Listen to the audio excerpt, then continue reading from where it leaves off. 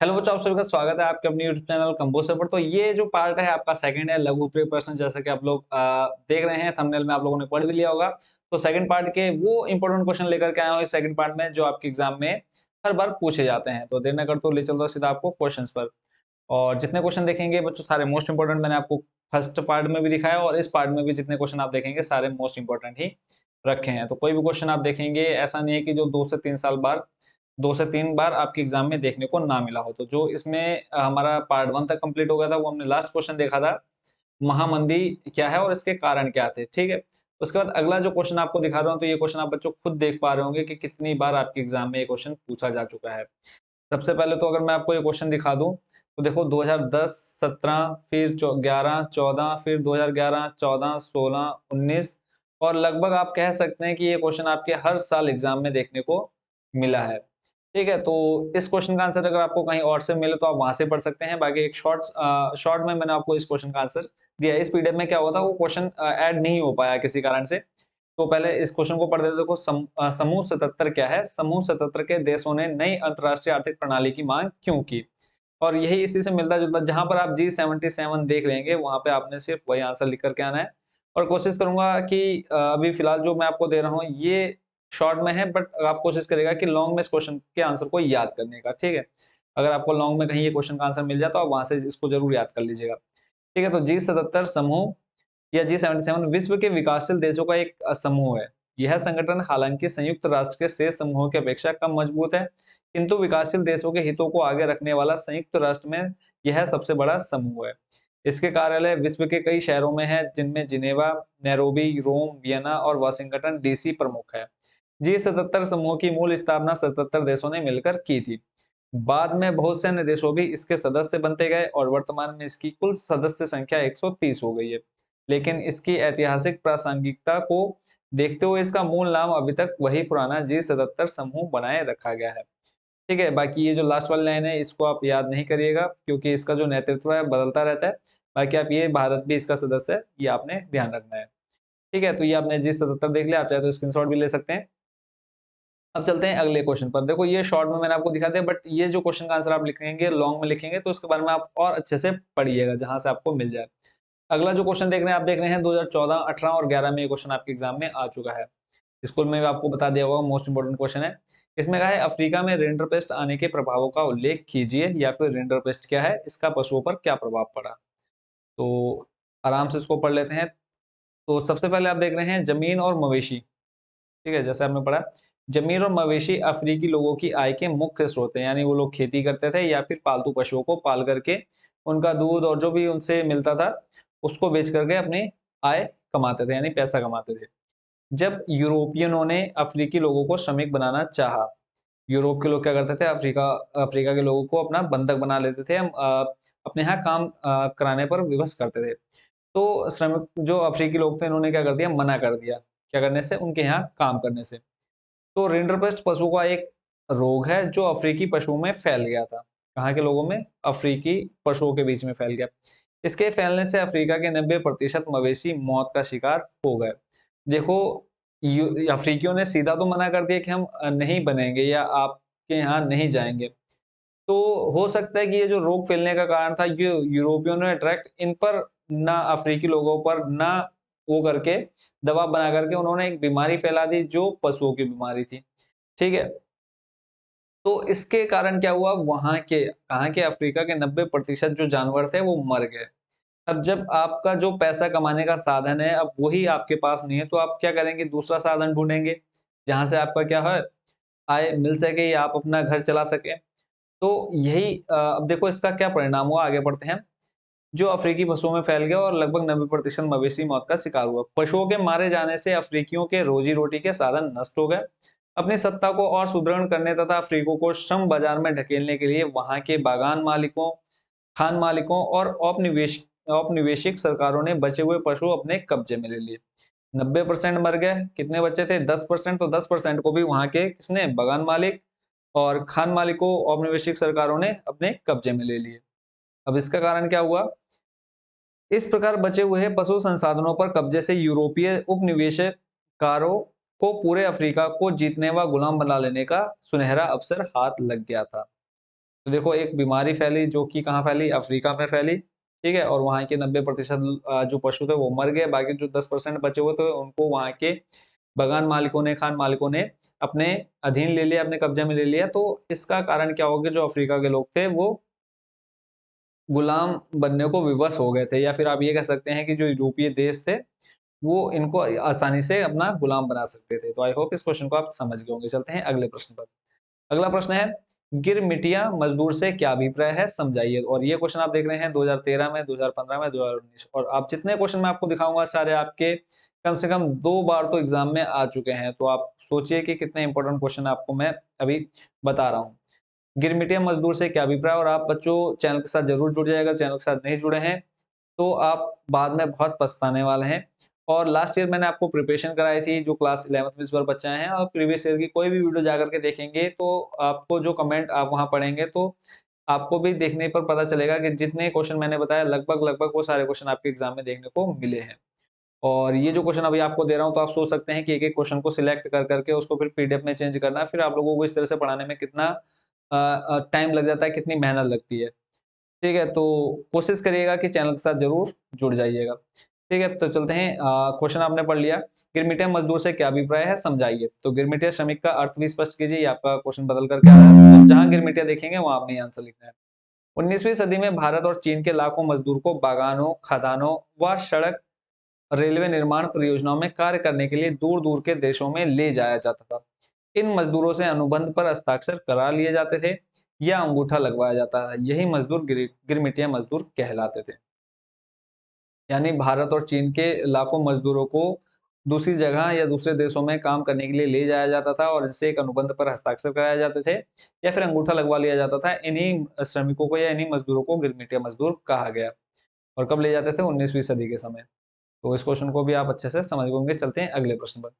अगला प्रश्न है, औद्योगिक क्रांति के प्रमुख कारण क्या थे, या फिर औद्योगिक क्रांति के 3 कारण लिखिए, औद्योगिक क्रांति के कारण लिखिए। क्वेश्चन 2012, 13, 15, 19। तो सामाजिक में देखो यही होता है बच्चों, आपके सामाजिक में सारे क्वेश्चन लगभग हर साल रिपीट होते हैं।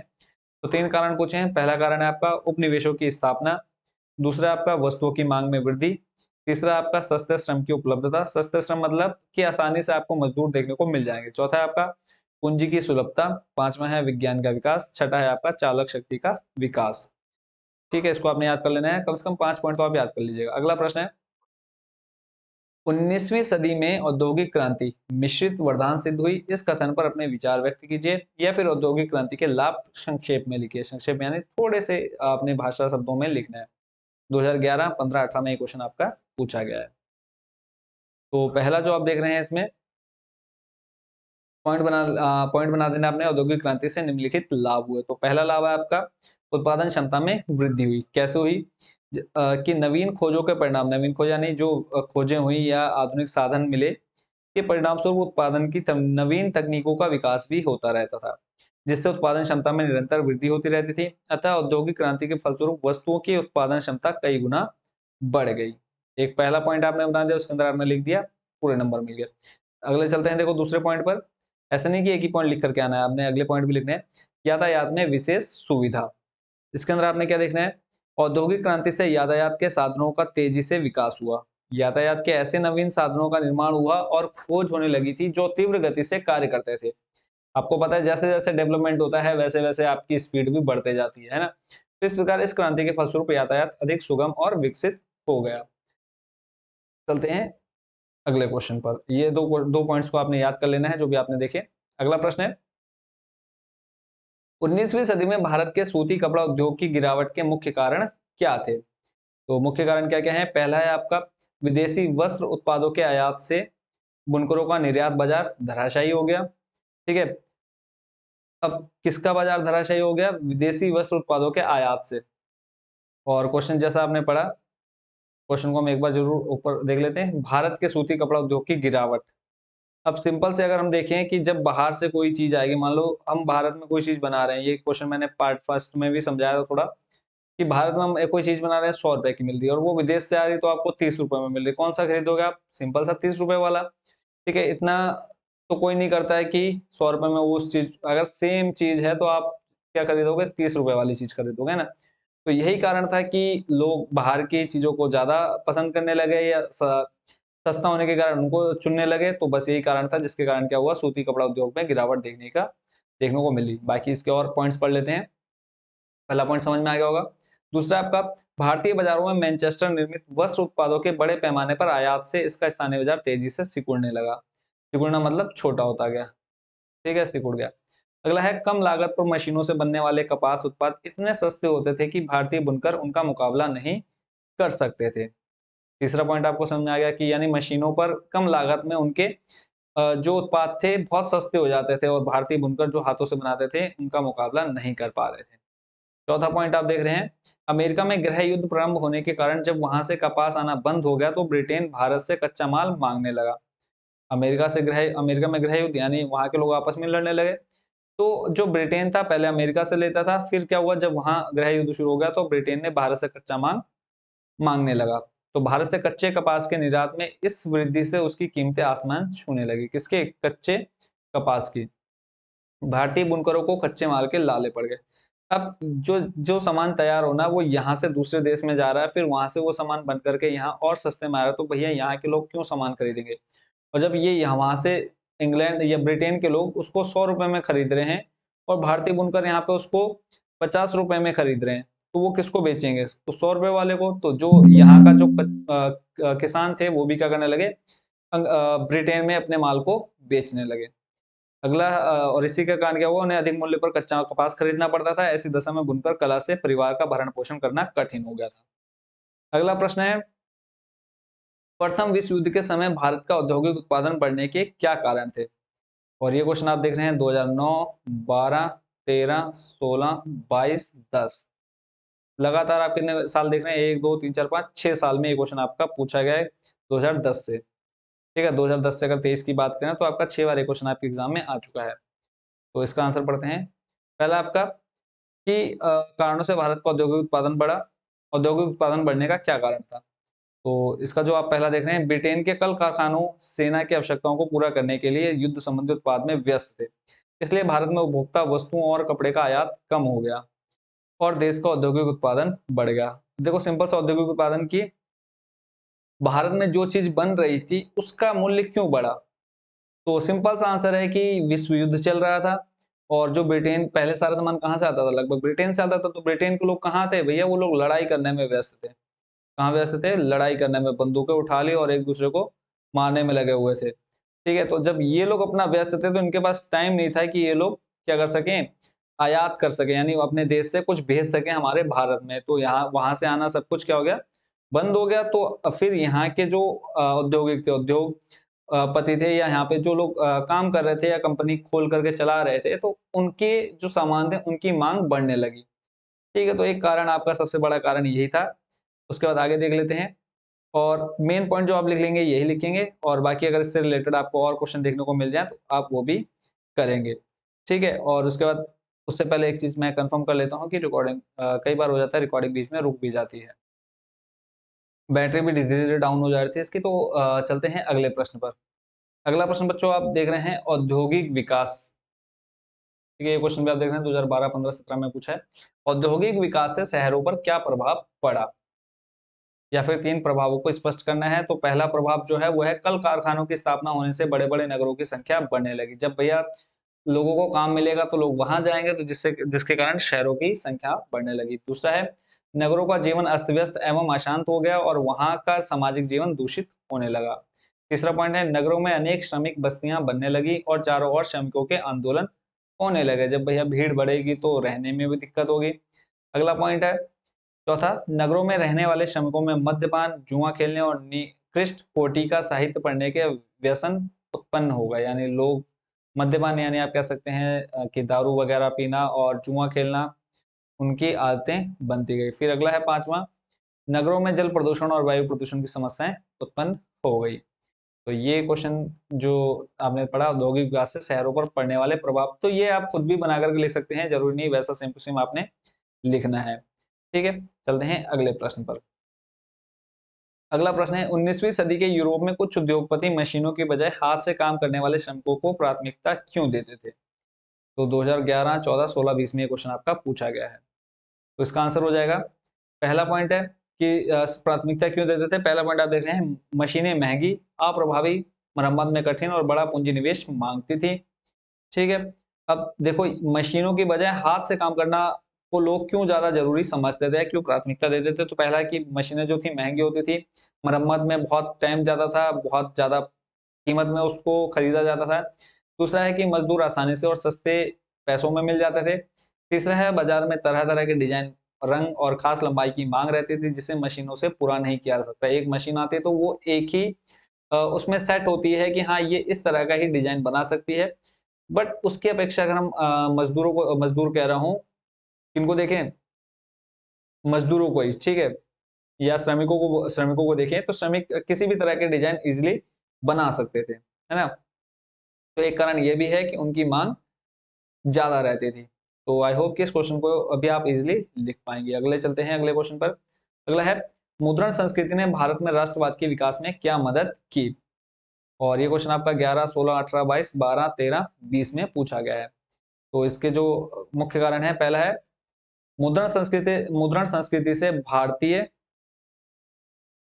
महिलाओं को लाभ हुआ, उनमें जागृति उत्पन्न हुई, कई महिलाओं ने अपनी जीवन गाथा, आत्मकथाओं को लिखा और प्रकाशित कराया, उनमें राष्ट्र के प्रति जागरूकता आई। ठीक है, और उसके बाद फिर अगला दूसरा पॉइंट है, गरीबों ने अपने प्रिय प्रवक्ताओं प्रवक्ताओं जो भाषण देते हैं, अंबेडकर, पेरियार, फूले आदि के विचारों को अपने निकट पाया। सस्ती पुस्तकों के प्रकाशन से गरीब पाठकों की संख्या में वृद्धि हुई। तीसरा पॉइंट है, 19वीं सदी के भारतीय सुधारकों ने अपने सुधारवादी विचारों को फैलाने के लिए मुद्रण संस्कृति सिंपल, जिसमें आप आजकल किताबें देखते हैं ना, तो किताबें सबसे बड़ा उदाहरण है मुद्रण संस्कृति का।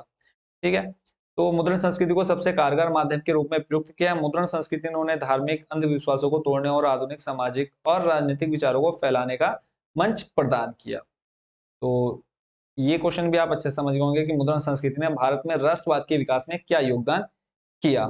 चलते हैं अगले प्रश्न पर। अगला प्रश्न बच्चों आप देख पा रहे हैं,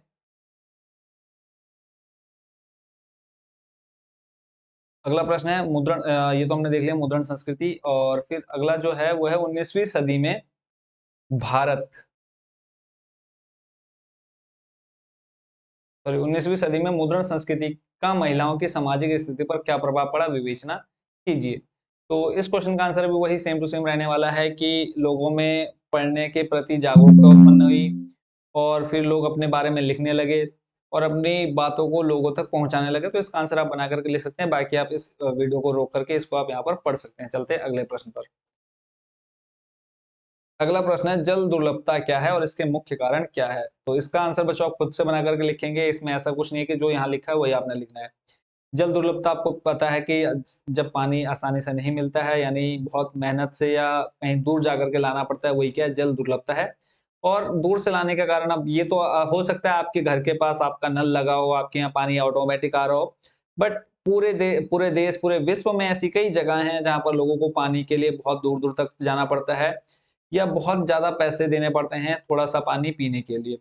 तो इसके बारे में आप खुद अपने भावनाएं व्यक्त करेंगे इस क्वेश्चन के आंसर में। ठीक है, बाकी आप चाहें तो इस वीडियो को रोक करके इस क्वेश्चन को भी आप पढ़ लेंगे। चलते हैं अगला प्रश्न पर। अगला प्रश्न है, परिवहन तथा संचार के साधन किसी देश की जीवन रेखा तथा अर्थव्यवस्था क्यों कहे जाते हैं। एक क्वेश्चन है, बाकी संसार से रिलेटेड कोई भी क्वेश्चन आएगा आंसर यही रहेगा। देखो 2009, 11, 14, 17, 20, 12, 18, 1, 2, 3, 4, 5, 6, 7, ठीक है, लगभग पिछले 10 सालों में क्वेश्चन ये 7 बार आया है। तो इसके भी पूरे पूरे चांस है, तो इसका आंसर पढ़ लेते हैं। परिवहन तथा संचार के साधन वास्तव में किसी देश के मानव जीवन के लिए अनिवार्य आवश्यकता है। टेलीविजन, टेलीफोन, रेडियो, रेलगाड़ी, बस, कार आदि परिवहन तथा संचार साधनों के अंतर्गत आते हैं। इनके द्वारा देश की सामाजिक एवं आर्थिक दशा को गति मिलती है और क्षेत्रीय असंतुलन को कम करने में सहायता मिलती है। इसलिए परिवहन और संचार माध्यम किसी देश की जीवन रेखा और अर्थव्यवस्था के विकास का आधार कहलाते हैं।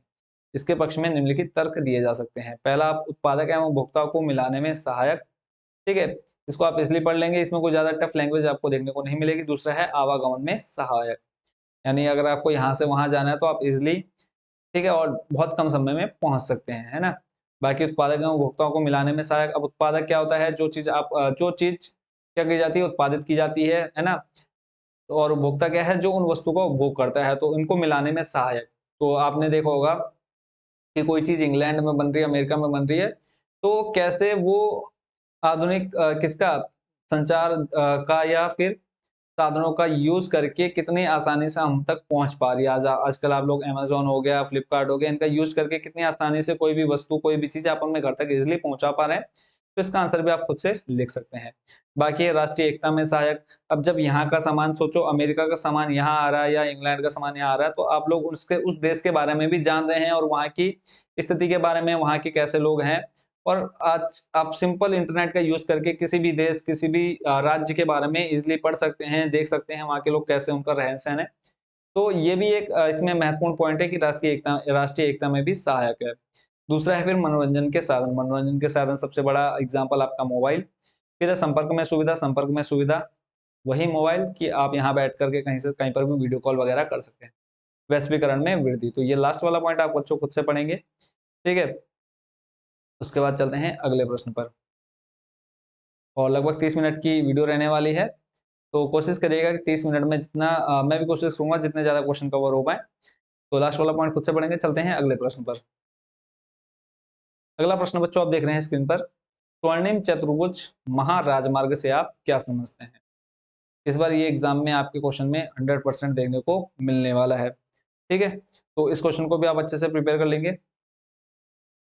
पढ़ लेते हैं इस क्वेश्चन का भी आंसर। सबसे पहले है आपका, देश के आर्थिक विकास को बढ़ावा देने के लिए सरकार ने व्यापक राष्ट्रीय राजमार्ग विकास कार्यक्रम यानी एनएचडीपी आरंभ किया। यह एनएचडीपी परियोजना देश में चलाई गई अब तक की सबसे बड़ी परियोजना है। देश के राष्ट्रीय राजमार्ग प्राधिकरण द्वारा चलाई जा रही इस परियोजना के द्वारा लगभग 14,289 किलोमीटर लंबी सड़कों को 4 से 6 लेन वाले राष्ट्रीय राजमार्ग में विकसित करने का प्रावधान किया गया है। इसके द्वारा 4 महानगर कौन कौन से, वो अच्छे से याद कर लेने आपने। दिल्ली, दूसरा है आपका मुंबई, फिर है कोलकाता, और चौथा है आपका चेन्नई, ठीक है। को जोड़ने वाले राष्ट्रीय राजमार्ग से संबद्ध स्वर्णिम चतुर्भुज परियोजना द्वारा जोड़ा गया है। दूसरे कार्यक्रम में उत्तर दक्षिण मार्ग कॉरिडोर, जिसमें कोच्चि सेलमपुर मार्ग सहित श्रीनगर को कन्याकुमारी से जोड़ने वाला राष्ट्रीय राजमार्ग और सिलचर को पोरबंदर से जोड़ने वाला पूर्व पश्चिम कॉरिडोर सम्मिलित है। बाकी आप यहाँ पे पूरे भारत के नक्शे में देख पा रहे हैं कौन कौन से और कैसे किसको जोड़ा गया है, ठीक है। तो आई होप कि इस पूरे क्वेश्चन के आंसर को भी आप अच्छे से समझ गए होंगे। और अगला जो प्रश्न है वो आप देख रहे हैं, लोग लोकतंत्र क्यों अधिक पसंद करते हैं। लोग लोकतंत्र को क्यों अधिक पसंद करते हैं, 4 कारण देकर स्पष्ट कीजिए। 2013-16 में क्वेश्चन पूछा गया, आया है आपके एग्जाम में पूछा गया। पहला पॉइंट है कि लोकतंत्र एक पारदर्शी शासन व्यवस्था है। लोकतंत्र में इस बात की पूर्ण व्यवस्था होती है कि निर्णय विधि सम्मत होंगे और अगर कोई नागरिक यह जानना चाहे कि निर्णय लेने में नियमों का पालन हुआ है या नहीं तो वह इसका पता कर सकता है। दूसरा पॉइंट है नियमित और निष्पक्ष चुनाव।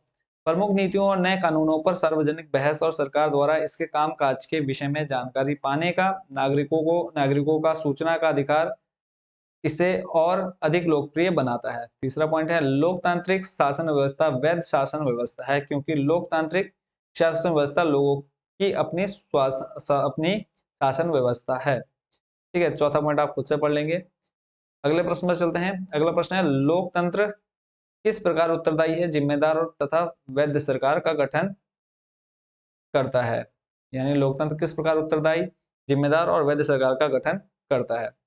तो इसके लगभग आपके 5 पॉइंट हैं, तो आप एक एक पॉइंट को यहाँ से स्क्रीनशॉट लेकर के पढ़ सकते हैं या फिर वीडियो को रोक करके इजिली आप इसको याद कर लीजिएगा, ठीक है। इसमें कोई टफ लैंग्वेज में नहीं आंसर दिए हुए हैं, कोशिश करेगा कि इसको आप अच्छे से याद कर लीजिएगा, ठीक है। पूरा फुल पेज आपको यहाँ पे दिख रहा होगा। चलते हैं अगले प्रश्न पर, और उससे पहले देख लेते हैं कि आज की जो ये वीडियो है वो कितने लगभग टाइमिंग की हो चुकी है। तो लगभग आपकी 24 मिनट है। तो एक क्वेश्चन और देख लेते हैं, उसके बाद फिर वीडियो को करेंगे आज की क्लोज, और फिर नेक्स्ट जो पार्ट आएगा पार्ट 3 उसमें देखेंगे बाकी इंपॉर्टेंट क्वेश्चन। देखो बच्चों, सारे ये जो क्वेश्चन आपके सारे सिलेक्टेड क्वेश्चन ही आ रहे हैं ना, कोई क्वेश्चन आपका ऐसा नहीं है कि जो कभी भी ना आपके एग्जाम में देखने को मिला हो। अगला प्रश्न, अगला प्रश्न बच्चों आप देख रहे हैं, लोकतंत्र की 3 चुनौतियों का उल्लेख कीजिए। लोकतंत्र के सामने कौन कौन सी 3 चुनौतियां हैं। पहला तो आपका सांप्रदायिकता, दूसरा है आपका जातिवाद, ठीक है। तो इसका पढ़ लेते हैं। भारत का लोकतंत्र विश्व का सबसे बड़ा लोकतंत्र है, जबकि भारत के पड़ोसी राज्यों में लोकतंत्र के किले ध्वस्त हो रहे हैं। भारत का लोकतंत्र पूर्णतः सुरक्षित है, परंतु वर्तमान में भारतीय लोकतंत्र के समक्ष भी अनेक प्रकार की चुनौतियां हैं, जिनमें से 3 निम्नलिखित है। पहला आपका हो गया सांप्रदायिकता। ठीक है, सांप्रदायिकता धर्मांधता को जन्म देती है। धर्मांधता यानी जिनकी आंखों पर पट्टी बन जाती है धर्म के नाम पर, जिससे समाज में अनेक प्रकार के उपद्रव तथा दंगे होते रहते हैं। ये भी आप लोगों ने आसपास देखा होगा। सांप्रदायिकता की भावना में बहकर मतदाता अपने मत का सही प्रयोग नहीं करते। जैसे इलेक्शन आप देखो, अगर कोई किसी एक कास्ट का है, ठीक है, और उसी कास्ट का कोई नेता खड़ा हो रहा है इलेक्शन के टाइम पे, तो वो नेता कभी भी उस अपने कास्ट वाले को या अपने धर्म वाले को पूरे, जब भी इलेक्शन से पहले के टाइम, ठीक है, इलेक्शन के 2-3 महीने से पहले वो कभी ना उससे मिला, ना कभी उससे उसके दुख सुख में कभी उसके यहाँ गया। पर जैसे ही इलेक्शन आएगा तब वो वोट किस नाम पे मांगेगा कि भैया तू इस जाति का है और मैं भी इसी जाति का हूँ, तो मुझे वोट देना। और यही हमारे देश को नीचे धीरे धीरे धकेलता जा रहा है। अगला है जातिवाद। तो आप लोग भी अभी जितने वीडियो बच्चे देख रहे हैं इस वीडियो को, तो कोशिश करिएगा कि जब आप वयस्क हो जाएंगे और वोट देने का आपको अधिकार हो जाएगा, तो कोशिश करिएगा कि जाति के नाम पर वोट नहीं करिएगा। अगर ये नहीं कह रहा है कि जो सामने वाला कैंडिडेट है वो ईमानदार है और वो लगातार समाज के लिए कार्य करता आ रहा है और आपकी जाति का है, तो आप उसे वोट ना दें। अगर वो काम करते हुए आ रहा है तब आप उसे वोट दें। बट अगर सिर्फ आप ये देख रहे हैं कि हाँ वो हमारी जाति का है, हमारे धर्म का है, तब आप उसे वोट कर रहे हैं, तो तब आप भी बहुत गलत कर रहे होंगे। तो कोशिश करिएगा जब आप वोट डालेंगे तो इन सब चीजों से ऊपर उठ करके ये देखिएगा कि कौन समाज के प्रति कार्य करता है। ठीक है, तो जातिवाद दूसरा ऑप्शन हो गया। तीसरा आपका निरक्षरता। निरक्षरता धीरे धीरे ये खत्म होती जा रही है। लोग अपने मतों का सही से प्रयोग आने वाले टाइम में करेंगे, है ना। तो ये आप पढ़ लीजिएगा। इसमें कहा है निरक्षरता लोकतंत्र के लिए अभिशाप है। निरक्षर व्यक्ति अपने दायित्वों, कर्तव्यों तथा अधिकारों का सही प्रयोग नहीं कर सकता। यह मतदान प्रक्रिया को भी प्रभावित करती है। ठीक है, अब निरक्षर लोग यानी जो अनपढ़ हैं या पढ़े लिखे नहीं है, और निरक्षर सीधा है कि जिनके पास ज्ञान, बोल सकते हैं कि हाँ वो पढ़े लिखे हैं बट वो अपने कर्तव्यों का, दायित्वों का सही से उपयोग नहीं कर पाते, तो हम उनको निरक्षर ही मानते हैं। ठीक है, तो वो अपने क्या करते हैं, मतदान प्रक्रिया को भी प्रभावित करते हैं। तो आज की वीडियो में बच्चों इतने ही क्वेश्चन, क्योंकि लगातार इससे पहले मैथ्स की क्लास कंटिन्यू 1 घंटे की चली है और लगभग आधे घंटे की ये क्लास हो गई है, और फिर स्कूल में भी सारा दिन निकल जाता है बोलते हुए, तो इतनी एनर्जी नहीं बचती कि अब आगे और मैं आप लोगों को बताऊं। बाकी आप लोगों का प्यार ऐसे ही मिलता रहा, तो बहुत जल्दी आप लोगों की सारे सब्जेक्ट की क्लास हम स्टार्ट करेंगे।